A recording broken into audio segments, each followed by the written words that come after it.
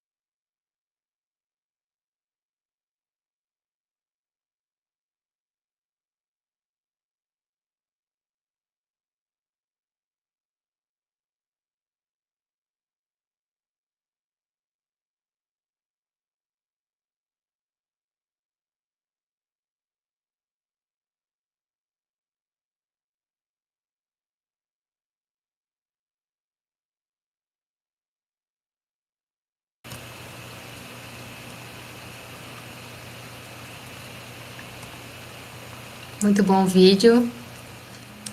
Pessoal, vocês já voltaram?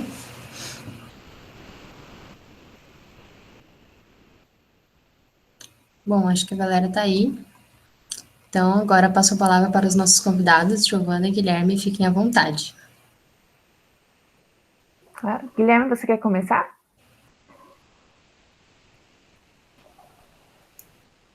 Estou mutado aqui.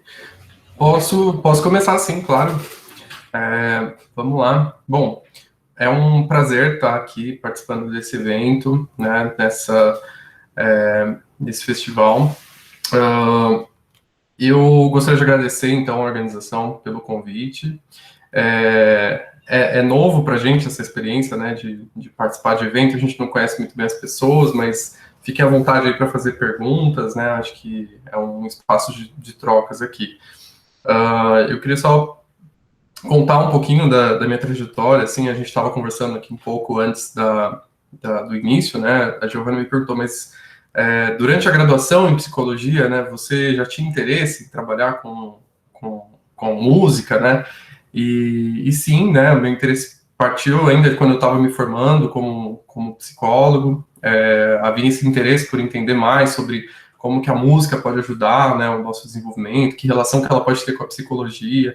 Era tudo um pouco confuso. Hoje em dia eu entendo, né, bem melhor essa relação, né, das neurociências e, claro, também da psicologia com a música. E queria destacar, assim, de forma muito breve, né, e deixar aberto aí para as perguntas de vocês, para as curiosidades, algumas ideias que eu acho que podem, que a música pode nos ajudar a entender sobre o desenvolvimento humano. Acho que essa pode ser minha contribuição, assim, num curto período, né? Como psicólogo, a gente pensa sempre numa perspectiva do desenvolvimento humano, né? Quer dizer, desde o nascimento até o final da vida. E a gente pode pensar que a experiência musical, né, tocar um instrumento musical, ouvir música, se emocionar ouvindo música, ter memórias musicais, isso vai permear toda a nossa vida, né? E a vida dos nossos pais, a vida dos nossos filhos. É um tipo de comportamento assim muito importante para nossa existência e também único à espécie humana, né? A gente pode destacar isso assim dentro dessa perspectiva da evolução, de que a espécie humana tem essa singularidade com os comportamentos musicais. Então, entender mais sobre a cognição musical, sobre a percepção musical, tem uma importância grande para a psicologia e para as neurociências, né, sobretudo, quando a gente está explorando, por exemplo, o desenvolvimento típico e o desenvolvimento atípico, né? O que seria o desenvolvimento atípico? Seriam as rotas de desenvolvimento, né? Como, por exemplo, do transtorno do espectro autista, do TDAH, da dislexia, os transtornos do neurodesenvolvimento, né? A gente pode pensar num conjunto grande de transtornos que podem acometer, né, o desenvolvimento humano no início da vida, né? E estudar o comportamento musical, estudar essa percepção, pode ajudar a gente a entender mais sobre as diferenças, né, no funcionamento cerebral entre isso que eu estou chamando de desenvolvimento típico e atípico, né? Então, pensando aí na primeira infância, na segunda infância, entender mais sobre a música tem essa importância. Por exemplo, né, a gente sabe hoje em dia de que transtornos como da leitura e da escrita, né, a famosa dislexia, são acompanhadas também por déficits na percepção e produção de ritmos. A grosso modo, o que isso significa, né? De que as pessoas com diagnóstico de dislexia tendem, né, uma parte delas, a apresentar também dificuldades para sincronizar batendo palmas, né, perceber um ritmo e reproduzir um ritmo, né?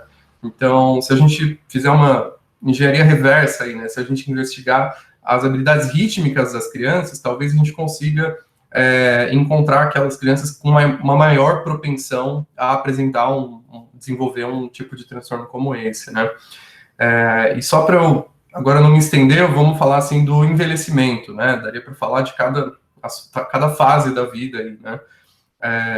A gente pode pensar que as nossas memórias musicais têm um valor, né, afetivo, emocional, muito significativo para a gente, né? Então, uma coisa que é muito estudada também por esse campo de investigação é a relação entre a música e a doença de Alzheimer, né? Ou então outros tipos de demências, onde a gente observa um paciente que tem déficits, né, progressivos de memória, ele está deixando de compreender bem, né, as suas experiências de vida. Essa é uma característica significativa da doença de Alzheimer, mas, ao mesmo tempo, apresenta preservadas ali memórias musicais. Ou então, a música pode ajudar ele a evocar memórias que já haviam sido perdidas, né? Então, entender como que a música é capaz de ser preservada, né, mesmo diante de uma doença assim tão complexa, né, uma doença neurodegenerativa, também é um aspecto bem importante. Então, assim, a música, sobretudo, né, para finalizar, assim, ela é uma ferramenta muito importante para a neurociência, para entender os mais diversos processos complexos, assim, do nosso desenvolvimento, desde o início da vida até, né, o final dela.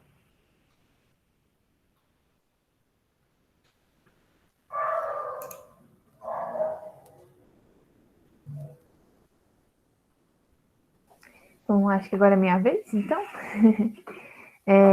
Também gostaria de agradecer, primeiramente, ao convite e parabenizar também a equipe organizadora do evento, né? Tem todo um bastidor até estarmos aqui e realmente eu fiquei muito tranquila em estar aqui por toda a competência que vocês já haviam mostrado desde o início, então parabéns a toda a organização e dizer que é um prazer poder falar sobre esse tema, que é de um interesse particular meu, mas que eu vejo crescente também na comunidade acadêmica. Falando também brevemente da minha história, acho interessante que já consigo fazer um contraponto com a história do Guilherme. Ele foi alguém da psicologia que na pós disse que, né, se aprofundou mais com essa intersecção com a música. Eu sou o contrário, eu vim da música, sou graduada, né, mais uma vez em música, com foco no violino, e na minha pós que eu consegui fazer essa intersecção com a psicologia.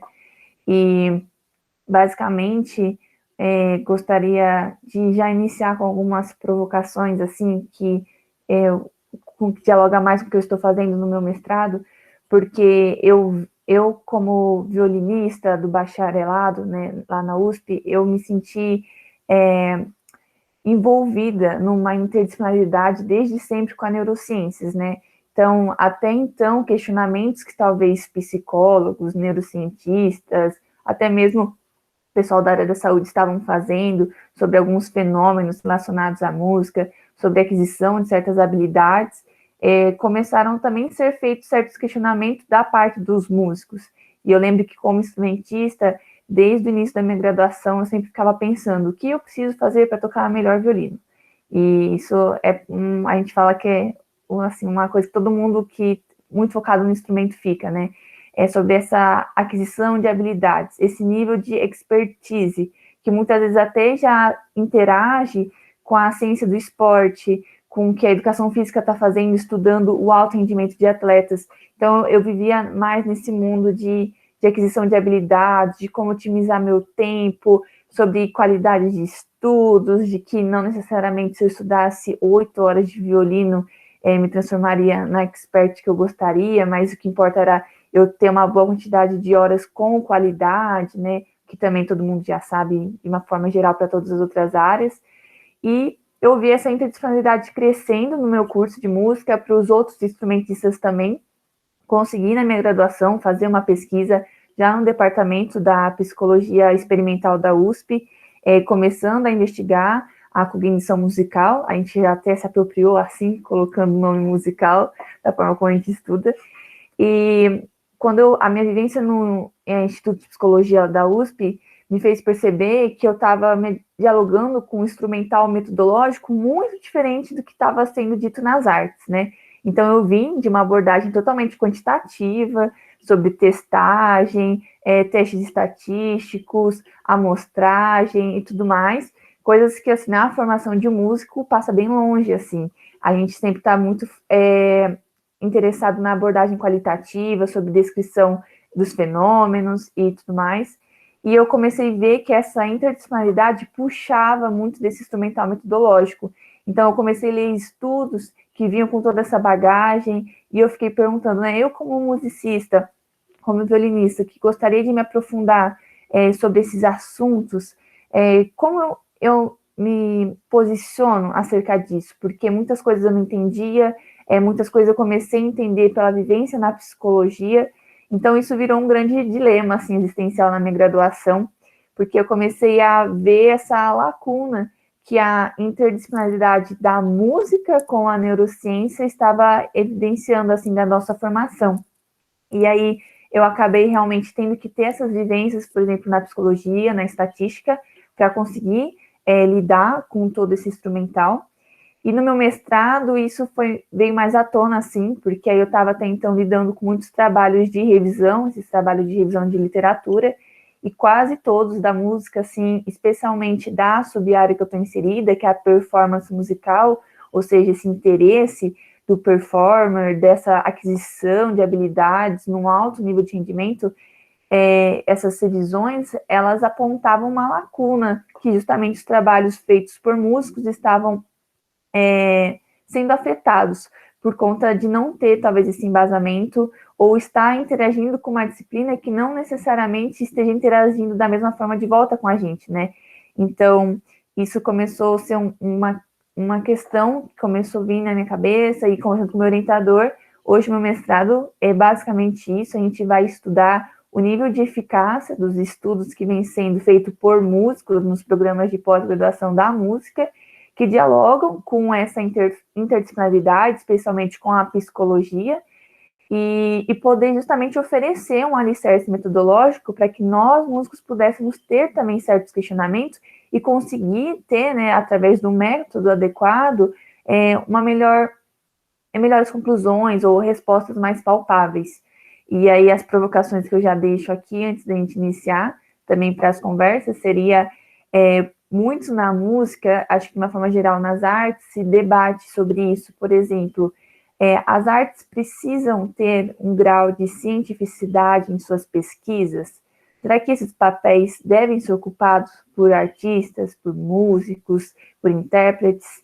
Porque, mais uma vez, né, a nossa formação não necessariamente dialoga com todos esses métodos, e isso não tem a ver com o juízo de valor, de qual pesquisa é melhor, se essa abordagem é melhor, não é isso que eu quero incentivar, mas é um debate que a gente vem vivenciado, assim, que justamente as interdisciplinaridades com todas as áreas, não só a psicologia, mas como já enfatizei, por exemplo, a educação física, a própria medicina, né, como a musicoterapia também, começou a ter esse impasse, o grau de cientificidade que as pesquisas feitas pelos artistas conseguem ter, se nós devemos nos preocupar, o papel que nós devemos ter com as nossas pesquisas para alcançar esse grau, esse atributo científico ou não, e quais são os espaços que as pesquisas das artes podem ter também, independente, mais uma vez, dessa qualidade científica ou não. Então, finalizo a minha fala aqui, agradeço mais uma vez por estar aqui com todos vocês, e estou ansiosa para nossos questionamentos. Acho que é isso.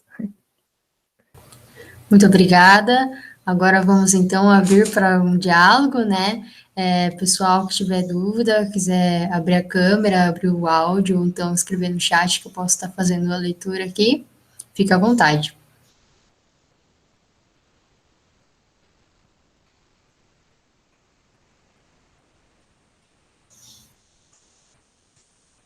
Pode falar, Silas. Primeiro, bem legal ouvir vocês falando, assim, né? E o primeiro questionamento que me vem, assim, vocês falaram dessa importância, né? A Giovana falou agora no final da importância de uma interdisciplinariedade, né?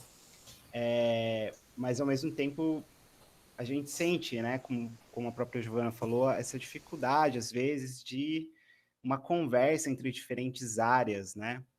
O que vocês acham que a gente poderia fazer um pouco para superar essas barreiras e talvez integrar um pouco mais as áreas e conversar mais?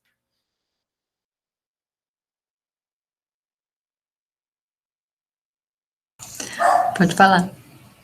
Levantei minha mãozinha aqui. Eu acho que, assim, iniciativas como essa, desse evento, né, assim, tem vários nomes aqui novos para mim, desconhecidos. Convido todo mundo a ligar a câmera para a gente se conhecer um pouquinho melhor.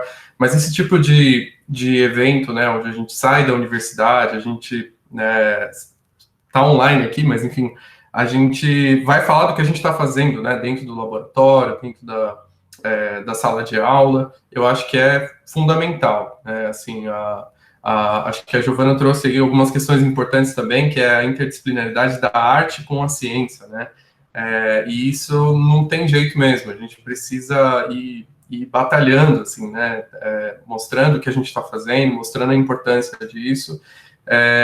Existem muitos problemas, eu acho que, problemas não, né, desafios também, assim, do ponto de vista epistemológico, né, da gente entender de onde que a gente está vindo para apresentar os nossos métodos, apresentar as nossas ideias, né, mas isso só pode ser construído realmente nesse diálogo, assim, né? Nessa ideia da gente sentar aqui, conversar e tirar dúvidas, né? Fazer uma pergunta que às vezes parece banal, mas ela é muito importante, sabe? Então, convido todo mundo aí a falar o que pensa sobre isso. A Cecília mandou aqui no chat. Boa noite, já li em alguns artigos sobre como aprender a tocar algum instrumento quando criança pode influenciar no desenvolvimento cognitivo dela, ter facilidade com exatas, números posteriormente, por exemplo. O que vocês acham disso? Realmente existe essa influência? Eu acho que o Guilherme vai ter um embasamento como neurocientista maior para dizer, mas acho que inicialmente o que eu posso falar eu não tenho assim um dado científico, falo, não, realmente foi comprovado que foi feito um tal estudo, mas eu lembro que eu já li uma tese de doutorado da Unifesp, do programa de psiquiatria, lá, se não me engano, que era justamente o contrário, na verdade, era a facilidade com a linguagem das pessoas que aprendiam música. Então, por exemplo, aqueles alunos que eram considerados piores da sala de aula em português, eles foram submetidos a ter aulas de música e aprender a ler partitura. Então, conforme eles foram ganhando a fluência em ler partitura, né, foram passados assim testes, submetidos a teste esses alunos, no final verificou que aquela defasagem da leitura que eles tinham foi suprida quando eles foram submetidos a essas aulas de musical, basicamente, principalmente de leitura de partitura. Então, eu lembro que eu sempre achei esse dado muito interessante assim, porque eu aprendi violino desde os 9 anos de idade, né? Então, a área de exatas, para mim, era desde o início muito clara, porque, por exemplo, o Guilherme pode concordar ou não, mas a música lida com ritmo, e ritmo, para mim, era matemática.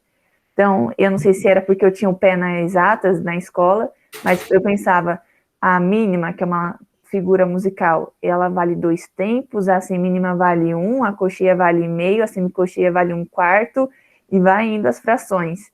E quando a gente está ensinando música, andamento, eu lembro que eu pensava muito em subtrair todas essas frações de outras frações, e virava realmente uma conta matemática na minha cabeça.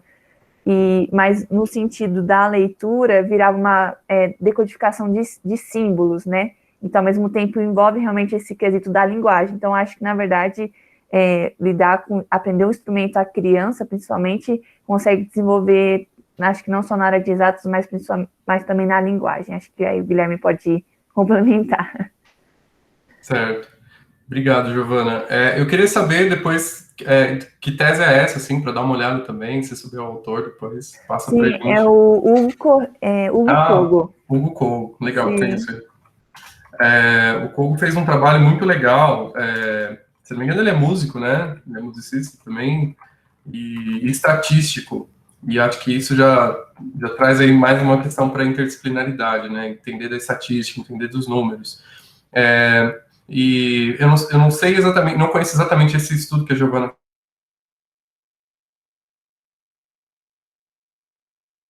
aqui na cidade de São Paulo, né? Estou em Santo André, mas enfim, está tudo próximo aqui.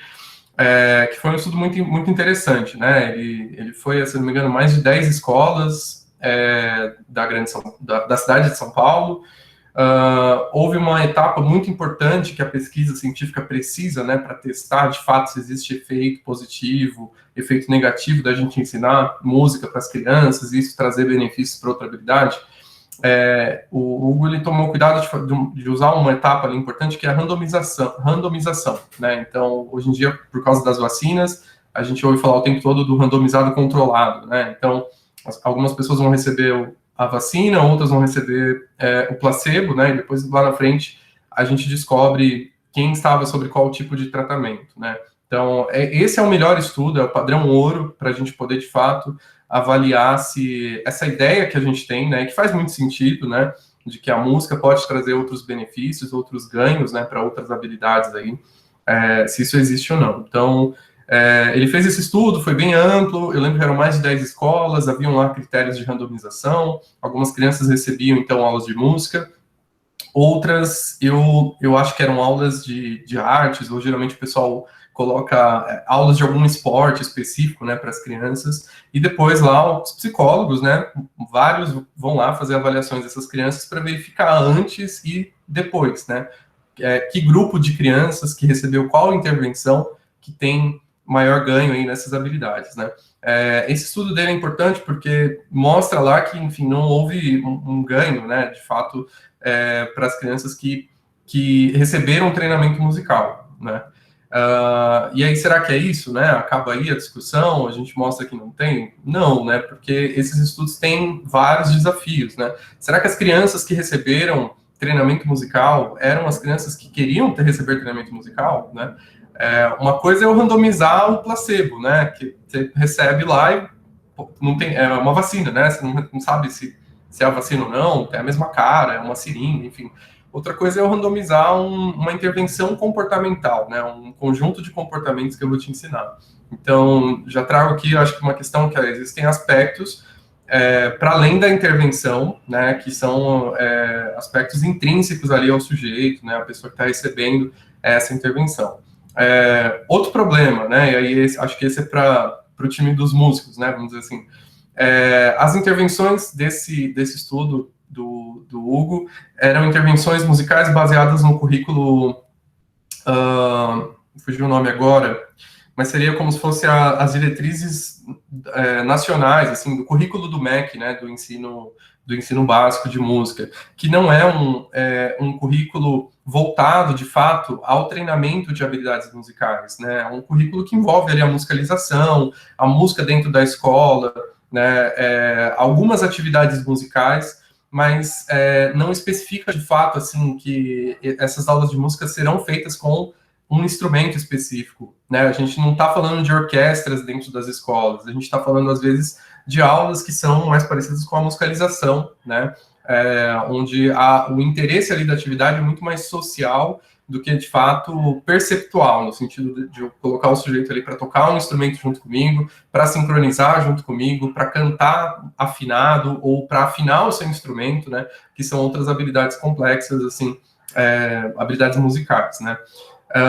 E aí, acho que isso mostra, assim, que também tem outro aspecto, né, que intervenção musical, que tipo de treinamento que a gente está falando, e para qual sujeito, né.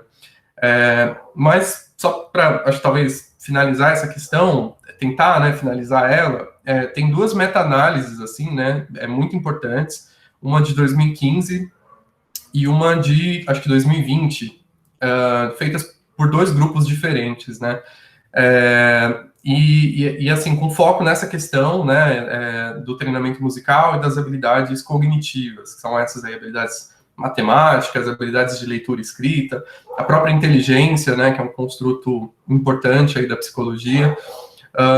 E quais são os achados, né? Na meta-análise de 2015, se não me engano, a autora é a Raina Gordon, é o grupo dela, da Raina Gordon, eles encontram lá que, de fato, as intervenções musicais, elas apresentam, de fato, né, podem apresentar alguns ganhos para as crianças em relação às habilidades linguísticas. Então, em relação a essas habilidades de leitura e escrita, uma habilidade muito importante durante a alfabetização, que é a consciência fonológica, né?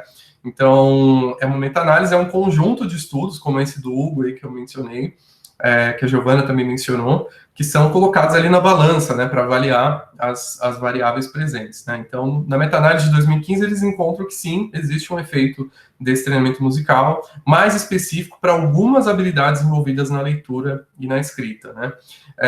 E numa outra meta-análise de 2020, que envolve aí também uma gama enorme de estudos, os mesmos estudos, inclusive, mas assim, envolvem moderadores diferentes, né? Isso já é um termo aí mais da estatística, né? Moderadores seria a forma como a gente está computando esses diferentes estudos aí, né? Os autores são dois autores, Sala e Gobet, né? Eles mostram que, de fato, esse treinamento musical, essas diferentes intervenções, não apresentam benefícios, né, ganhos, vamos dizer assim, para as habilidades cognitivas gerais das crianças. Então, eles não estavam olhando para a leitura e para a escrita, eles estavam olhando para todo o todo, né, a inteligência, a cognição da criança, e usando moderadores diferentes, eles não encontram esse tipo de benefício, né? Então, a questão, acho que, para finalizar, assim, né, ela permanece aberta, a gente precisa de estudos como esse do Hugo, né, randomizados controlados, com um rigor metodológico importante, mas também considerações importantes sobre o tipo de população, o tipo de treinamento que a gente está oferecendo para essa população.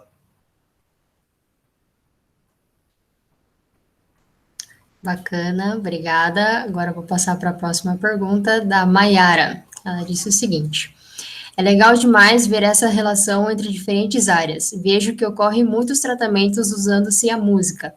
Há uma remota possibilidade de que possivelmente tenhamos começado a produzir música justamente por ela trazer esse conforto? E o uso de certos instrumentos para tratamento pode estar relacionado com o tipo de som que ele produz? PS, ouvir a Gi tocando violino foi uma das melhores coisas que eu ouvi hoje. Muito obrigada, Mayara, pelo elogio.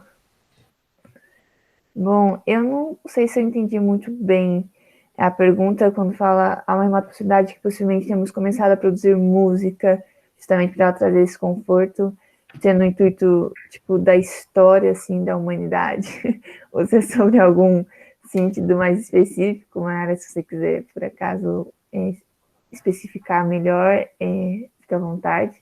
Acho que o que eu posso, e o uso de certos instrumentos para tratamentos, né, acho que também isso o Guilherme pode responder com maior embasamento. O que eu posso dizer, assim, se eu entendi certo, na graduação de música, a gente às vezes caía, né, umas ciladas, eu posso dizer, de separar a música das artes, pelo nosso interesse, né, com foco nisso, mas de uma forma geral a gente interpreta a música como a gente interpreta todas as outras manifestações artísticas. Isso. Tá bom. Então, vou continuar no meu pensamento. Então, a gente vê a música sempre como uma manifestação artística que justamente carrega, seja uma manifestação social, seja uma manifestação emocional, dependendo da estética que o foco está voltado ou não, para o ser humano, para o cosmos, enfim. E, então, eu vejo mais como uma expressão, assim, de que a gente passou a recorrer, não sei necessariamente se dialoga já com algum tipo de tratamento no sentido da saúde. E acho que o uso de certos instrumentos, posso dizer também que na música a gente estuda o espectro de alguns instrumentos principais, por exemplo, o violino é um deles, então a gente consegue traçar alguns parâmetros, assim, que caem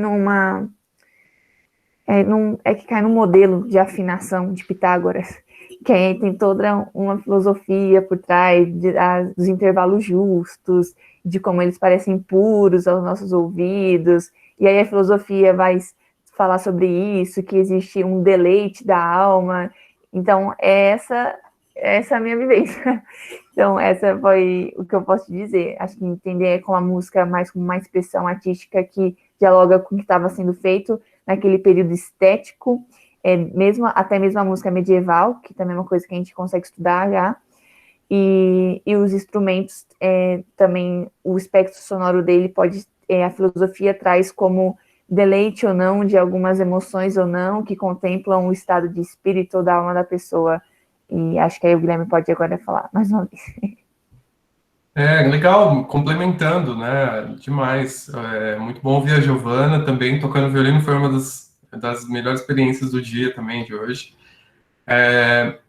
Tem um dado que é importante, assim, né, que é tipo aquela história, quem veio primeiro, né, o ovo ou a galinha, e aí, aqui para nossa discussão, o que seria importante é, assim, o que a gente aprendeu primeiro, evoluiu primeiro, né, seriam o surgimento da música, dos comportamentos musicais, ou a comunicação, a linguagem, né, e pelo menos os registros arqueológicos mostram que a música veio antes, né, tem registros arqueológicos de mais de 40 mil anos, de flautas feitas de ossos de animais, né?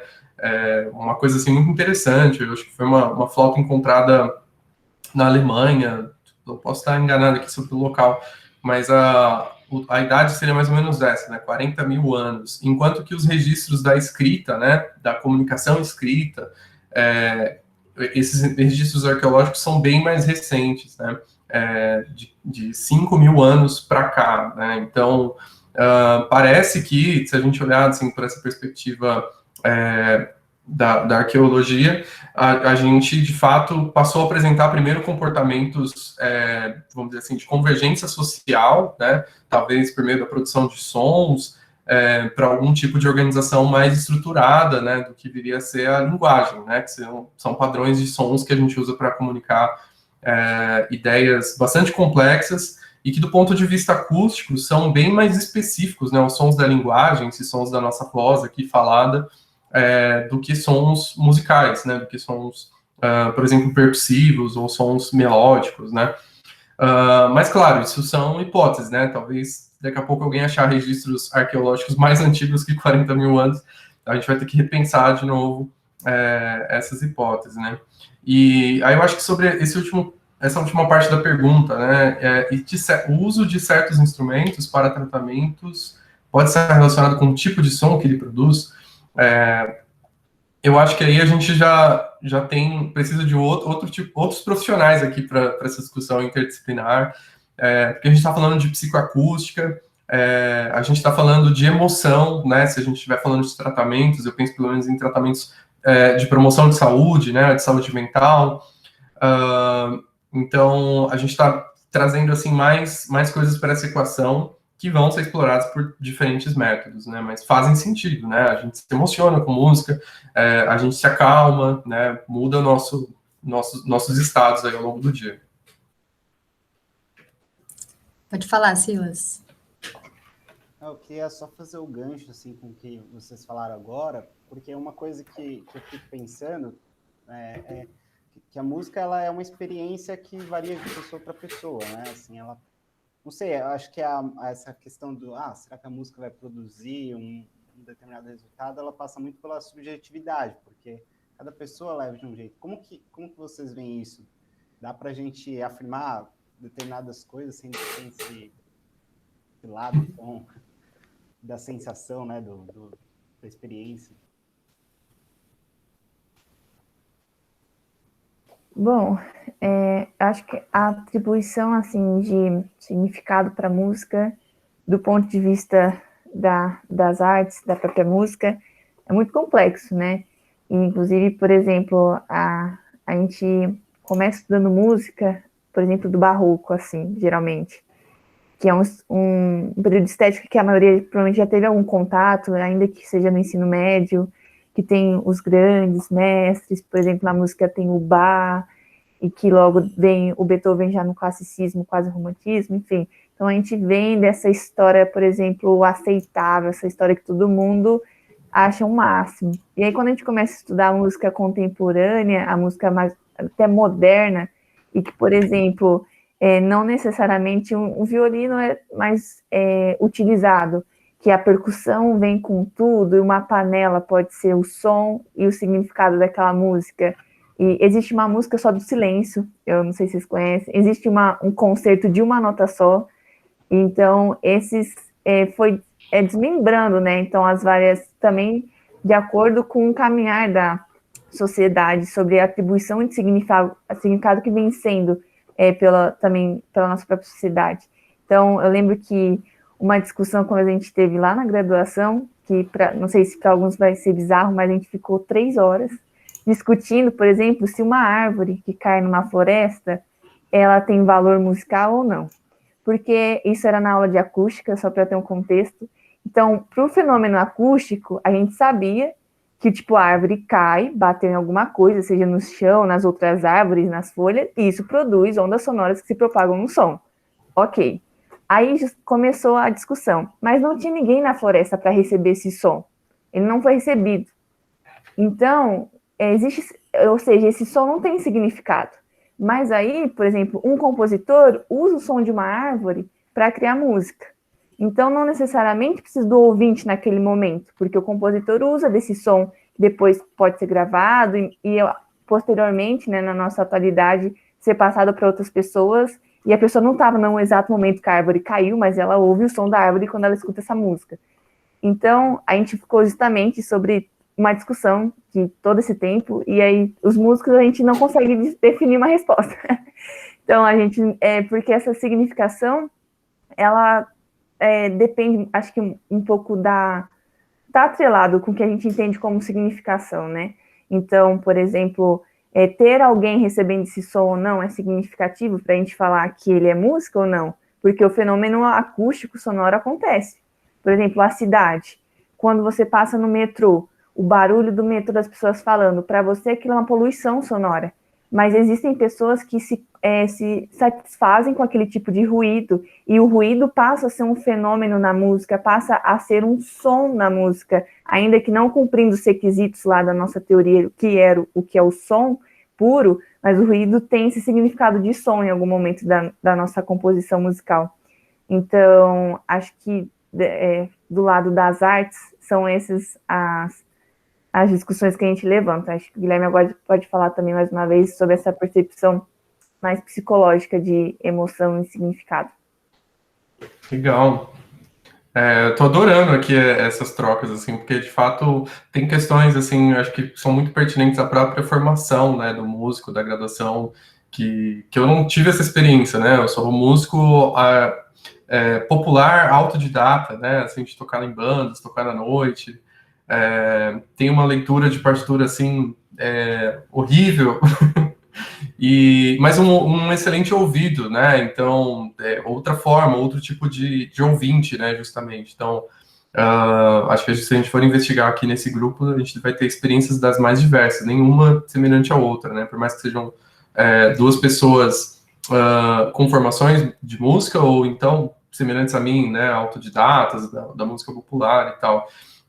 Eu estou falando disso justamente porque uma ideia que é relativamente recente na psicologia da música é a ideia de que os nossos métodos para compreender, por exemplo, a emoção da música, né, eles são métodos defasados. A gente meio que está aprendendo agora a usar melhor os métodos, por exemplo, das neurociências, né, para poder explorar isso adequadamente com um comprometimento científico melhor do que o que a gente já produziu no passado, né? Então, no passado, eu não sei se alguém aqui já ouviu falar, se alguém aqui lembra, mas houve uma época da febre daquele software chamado, acho que era iDozer, que era um software em que você ouvia um determinado som para te causar algum tipo de experiência. Tipo, isso é começo dos anos 2000 aqui, já tô entregando minha idade aqui.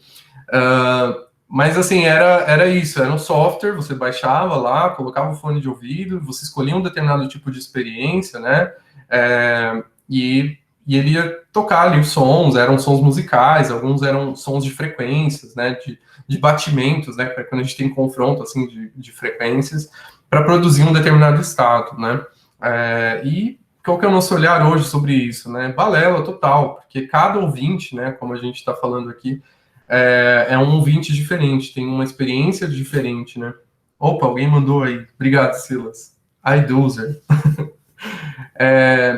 Então, acho que tem uma ideia interessante de um autor que estuda muito música e emoção, chamado Patrick Juslin, que ele coloca 3 aspectos para a gente compreender qualquer evento musical, né? A música em si, e aí a gente pode pensar no compositor, na obra, né, naquilo que ele quer transmitir com aquela obra, e que é passível ali de uma interpretação muito pessoal de quem compôs, de quem elaborou aquela obra.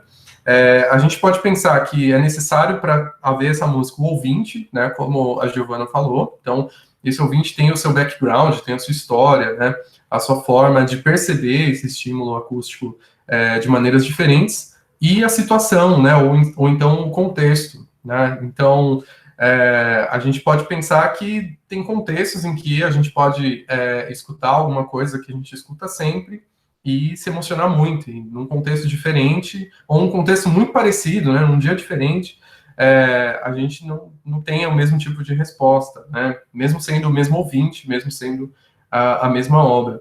Então, somente mais recentemente, assim que a gente vai dando conta de levar isso em consideração nos nossos métodos, né, nos métodos, no método científico, na investigação mesmo, né, em entender que talvez, se eu estiver investigando as emoções causadas pela música, eu preciso levar em consideração esses 3 eventos, né, e talvez se eu chegar a respostas incríveis lá dentro da ressonância magnética funcional, não sei se alguém aqui já fez esse exame, eu vou estar limitado àquele contexto, né, quer dizer, quem que ouve música dentro da ressonância, né, aquela máquina faz um monte de barulho, assim, a gente precisa usar 2, 3 protetores auriculares para conseguir colocar um sujeito ali ouvindo música, né, isso não é muito naturalista, né, é diferente da minha casa aqui, de manhã, né, que tem um monte de maritaca aqui na janela, cantando, e eu tentando dar aula, e às vezes uma coisa combina com a outra ali, né, vira um evento musical, né, mesmo sendo sei lá, uma cacofonia, assim.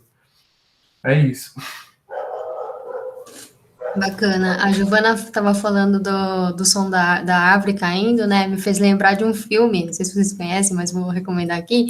É um pouquinho antigo, mas fala um pouco da história de uma criança que, enfim, ela é da rua, e aí um dia ela vai para a rua de verdade, né? E aí ela escuta o som das árvores batendo, da moeda no chão, e aí toda uma história que ela começa a criar música, enfim, ela tem essa relação com a música por causa da história dos pais dele. Enfim, o nome do filme se chama O Som do Coração. Então, fica aí a dica aí de recomendação. E agora, mais uma pergunta, que é assim, o ASMR, não sei se assim se pronuncia, mas o ASMR pode ser considerado uma vertente dessa relação entre música, percepção de sons no geral e neurociência? Bem interessante essa pergunta. Eu estou tentando lembrar o que é o acrônimo de ASMR. Eu ia perguntar isso. Alguém pode explicar? Resposta sensorial autônoma do meridiano. Tem uma galera pesquisando isso, mas eu não saberia dizer agora, assim, tipo, sobre os efeitos. Mas se você pesquisar por vídeos de ASMR, são pessoas fazendo alguma ação e gravando sons daquilo, né? Então, a ênfase, às vezes, no vídeo não está na imagem em si, mas está nos sons produzidos, né? Então, no YouTube tem uma coleção lá de ASMR de tudo que você imaginar. Eu já vi um ASMR de pessoas virando páginas de livros, né? Aquele barulho de página de livro. Não é todo livro que faz barulho, né? Virando página. E tem de tudo, assim, tem uma infinidade. De fato, o que eu posso tentar dizer aqui é que, assim, qualquer som, né, que a gente imaginar, ele pode produzir para a gente, assim, imagens mentais, né? Então, por exemplo, tem um site, eu não lembro o nome agora, mas eu usava muito, assim, para estudar, que ele era só o barulho da chuva. Não lembro agora o nome. Antigo também, mas... E, bom, mesmo quando... Sites da década de 90, hein, Guilherme? Isso mesmo. E é um tipo de ASMR, né? Assim, para leitura, para o estudo, aquilo, para mim, criava uma imagem mental, talvez, interessante, de isolamento e daria vontade de fazer xixi. E é um contexto que é interessante para mim. Eu uso isso sempre que eu estou lendo? Não, né? Mas a ideia de criar esse tipo de imagem mental usando som, ela é rica, ela é valiosa, né? E eu acho que a gente pode pensar isso. Tem uma infinidade de ASMR, talvez assim, uma investigação científica séria sobre isso, ela vai procurar isolar isso, né? Então, um tipo de ASMR e um tipo determinado de efeito, né? Que a gente queira investigar, né? E tem gente pesquisando isso de fato, porque virou um fenômeno, né? Assim, acho que as redes sociais ajudam a gente a entender isso. tipo, pessoas que criaram canais de YouTube só para fazer isso, e, né, seja por questão financeira, seja por hobby, por prazer. É bem interessante, mas eu penso muito nisso, no imaginamento mental, né? Eu posso ouvir um som e imaginar toda uma ação que ocorre a partir daquele som, me transportar para aquele contexto. Então é uma forma de estimulação interessante. Tem um exemplo aqui da Mayara. Usa o som do objeto, mas sem usar o objeto. Seria tipo Foley, o mesmo da produção audiovisual, assim? Deixa eu ver. Agora eu tô um pouco na dúvida, mas basicamente a menina, ela finge que tá puxando fios no microfone, e cada fio que ela puxa tem um som diferente. É um som de uma tesoura, é um som das páginas passando, som de repente de uma borracha. Só que você não vê o objeto, mas você sabe qual objeto que é a partir do momento que você está escutando ele. Isso é uma coisa que eu achei bem legal, a maneira que a gente acaba reconhecendo as coisas só pelo som. Esses dias eu tava falando com a minha avó. Ela fala que o meu cachorro, ele sempre sabe quando minha mãe tá chegando no trabalho. Porque, ó, ele tem uma audição fenomenal. Mas ele reconhece o som do carro dela. Tem vários carros, mas ele sabe qual que é o som do carro dela. Então, eu acho que isso acontece com a gente também. Legal, eu abri o vídeo aqui, mas vou assistir depois, mas me lembrou muito isso que a Mayara descreveu, uma coisa que existe, assim, na produção audiovisual há muito tempo, que é o Foley, né, que é quando você grava uma cena, por exemplo, da novela na rua, e aí você não tem microfones para captar todos os sons da rua, né, dos atores falando e tudo mais, e tem sons que você nem quer, né, passa alguém buzinando lá durante a gravação. Então, esse som ele é gravado novamente em estúdio, tanto da voz dos atores, né, quanto os sons dos passos, dos sons do ambiente que, enfim, que deveriam estar presentes naquela cena. E esses artistas do Foley, eles criam esses sons. Tem vídeos muito legais, assim, por exemplo, como que eles criam sons de passos de uma pessoa andando num piso de madeira. Nem sempre é usando madeira, né, porque o interesse final é um som, não é usar o mesmo material, né? Às vezes a madeira que ele tem lá não vai produzir o som que ele quer. Esse vídeo, então, acho que tem tudo a ver com isso, assim, né? Um ASMR mais voltado para ficar essa curiosidade do artista de Foley, assim, né? Silas? Não, é que o nosso horário já chegou ao fim aqui, mas eu queria só fazer uma última pergunta assim, para vocês. Na verdade, começar a perguntar para a Giovana como foi, assim, como que seus colegas encaram de você como música, trabalhando com a parte de neurociências, e depois para o Guilherme, como que seus colegas de psicologia encaram você trabalhando com essa parte mais de música. Uma pergunta complicada, porque o meu trabalho, como traz sobre essa bagagem do instrumental metodológico científico, eles me acham meio doida, assim, porque eles, ou então eu estou trazendo uma proposta de que a gente precisa aprender, por exemplo, estatísticas, delineamento de estudos para a formação do músico, ou alguns caem também numa contradição que não necessariamente é o que eu estou apontando, mas que eu estou dizendo que as músicas, então, em artes, não têm validade científica, né? Então é um pouco difícil, por isso que eu enfatizei na minha fala esse diálogo ainda, para o nível de cientificidade que a gente espera, né, das nossas produções artísticas, o quanto elas têm que cumprir um certo papel ou não. Então acho que isso é um impasse, assim, na música, mas em geral, dá um pouco sobre a história da epistemologia, da pesquisa da música, feitas por músicos, né, acho que isso é um grande parênteses, está passando por uma grande transformação, depois de toda a interdisciplinaridade que vem acontecendo, principalmente com a psicologia, principalmente a performance musical, que é relacionada como as pessoas tocam e executam seus instrumentos nessa aquisição de habilidades num alto nível de rendimento. Então, acho que a pesquisa em música, do ponto de vista do músico, é um programa recente no Brasil. Por exemplo, o da USP, ele surgiu em 2012, o que eu estou fazendo, que é o da performance. Tinham alguns antes, se eu não me engano, começou a partir de 2007, e considerando a artes no geral, e depois só que conseguiu separar, se eu não me engano. Então é uma área muito recente e por conta disso está se estabelecendo aos poucos, né?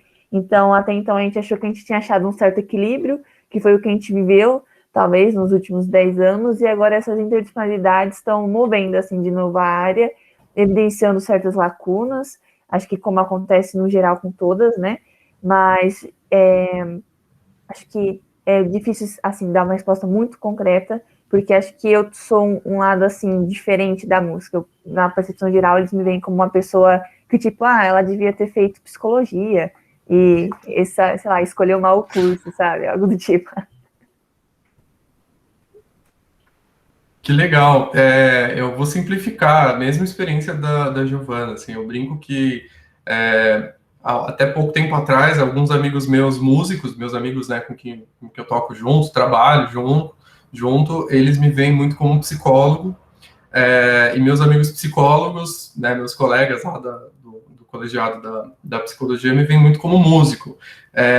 E isso é legal, mas assim, mostra uma certa dificuldade de entender essa interdisciplinaridade, né? Por exemplo, na minha proposta de trabalho do mestrado, eu fui investigar como que a música poderia ser uma ferramenta complementar para uma avaliação psicológica.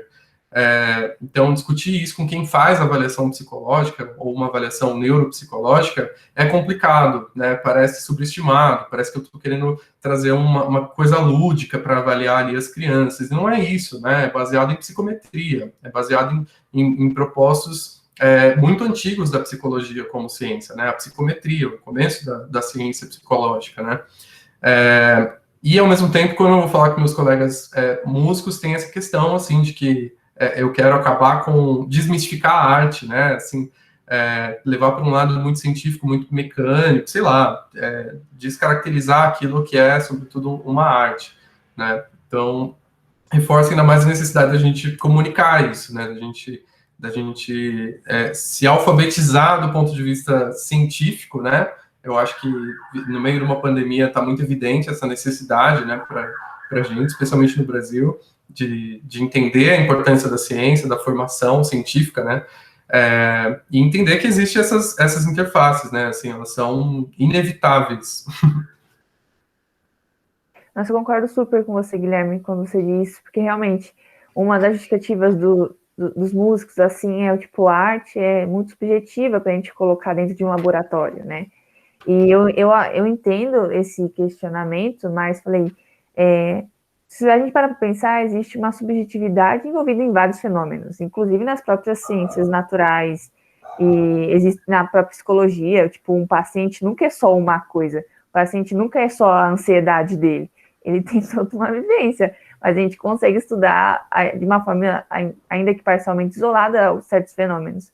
E esse olhar deveria ser feito também para a arte, né? Ainda que sim, carregue um valor subjetivo, um valor emocional e todas as outras questões que pode estar envolvida na atribuição de significado do sonoro, no momento da performance e tudo mais, isso não anula o fato que a gente deveria buscar, sim, um suporte científico que respeitasse as particularidades do campo, né? Lógico que a gente não vai traduzir tudo em 010101, mas a gente saber que a gente precisa de certas dessa base para conseguir responder certos questionamentos, né? Maravilha. Infelizmente, nosso tempo acabou. Gostaria de agradecer a presença de vocês hoje. E é isso, gente. Espero o pessoal amanhã também, no nosso último dia de festival. E obrigada pela presença de todos. Temos comentários positivos aqui, agradecimentos no chat. Tem até Obrigada. Conseguiram feito aqui, ó. Muito obrigado. Obrigado novamente pelo convite. Prazer conhecer Giovana, Silas, Giovana da organização. Vou deixar minha rede aqui social para quem quiser procurar lá, bater um papo. @musicadamente. Eu coloco, porque depois a gente deixa esse material com eles também, e aí eu posso colocar já lá para Maravilha. procurar. Maravilha. Obrigado.